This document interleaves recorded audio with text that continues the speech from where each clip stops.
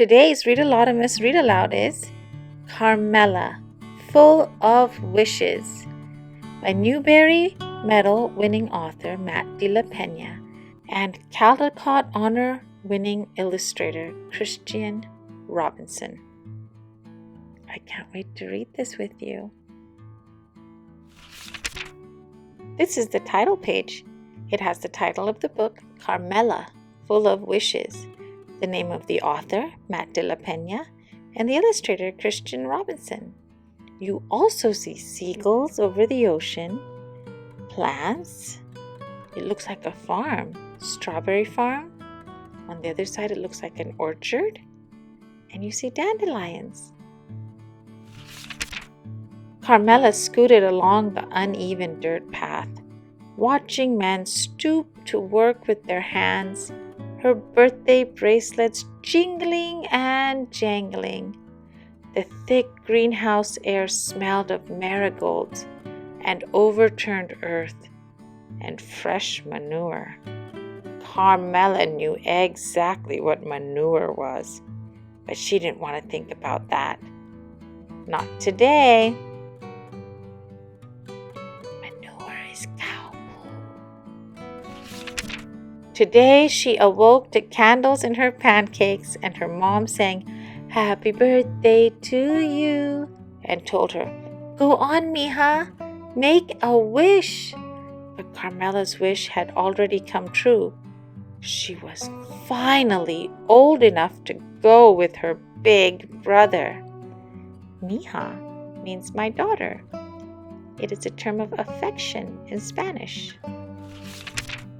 Carmela followed as he cut back onto the street at Freedom Boulevard, past the crowded bus stop and fenced-off repair shop, past the old folks' home where two hunched old women waved smiles, past the huge home improvement store where her dad used to stand around weekend mornings, waiting for work.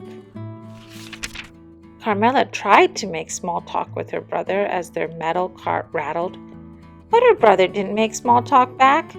He didn't want her tagging along. "Too bad," she told him with her glare. Just outside the laundromat, she picked a lone dandelion growing among the concrete weeds. She pulled a breath and leaned toward the fuzzy white bulb, but just before she could blow, her brother butted in. "Did you even make a wish? You're supposed to make a wish. Everyone knows that." "Of course I made a wish," she told him, but it was a lie. Carmela didn't know. Where are they going? Little bubbles, coin op, wash and dry. They're going to go do the laundry. Carmela helped her brother sort colors one-handed, helped him load the washers, one item at a time. While their clothes spun, her imagination turned, each new thought ushered in by a jingle of bracelets. Her brother found the sound annoying and shot her a dirty look. "Too bad," she told him with her glare. There she is, still holding the dandelion. She's not ready to let it go yet.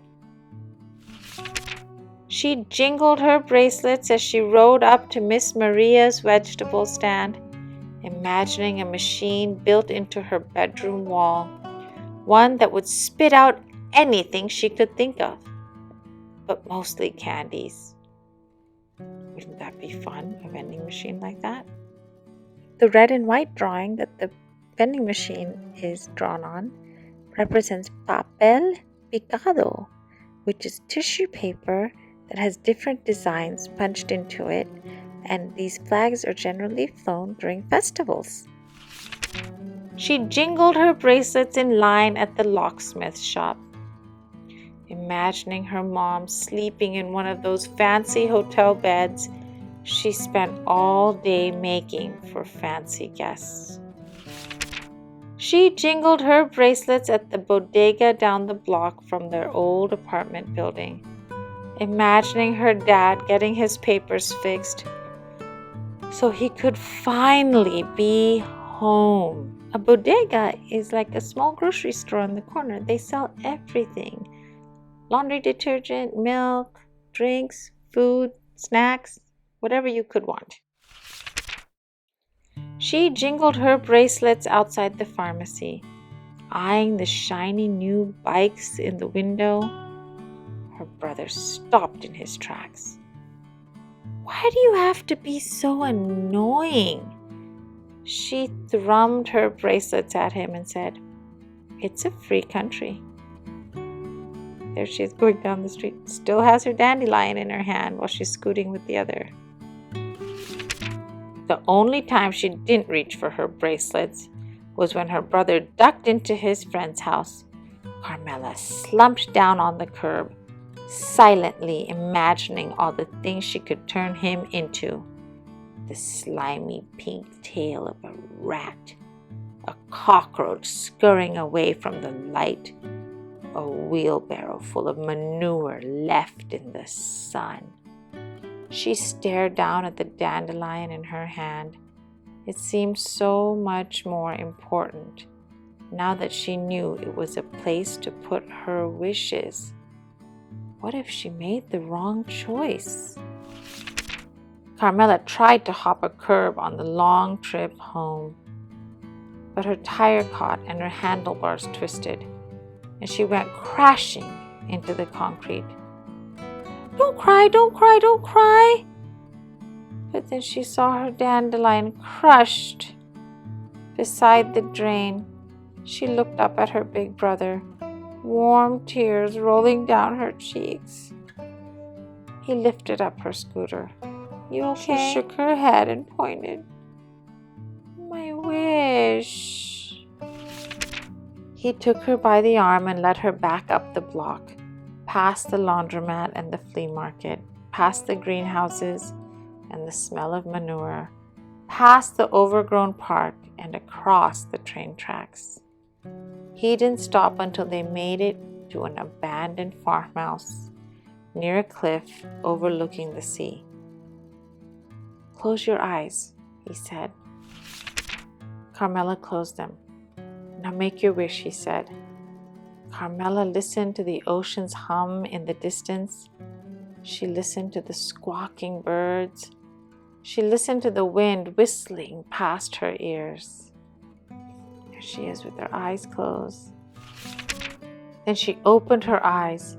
She saw hundreds of tiny white spores lifting into the air, floating out toward the far-off surf.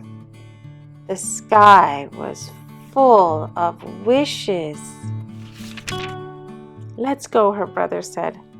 "Don't you want to know my wish?" she asked. He shook his head. "If you tell, it won't come true."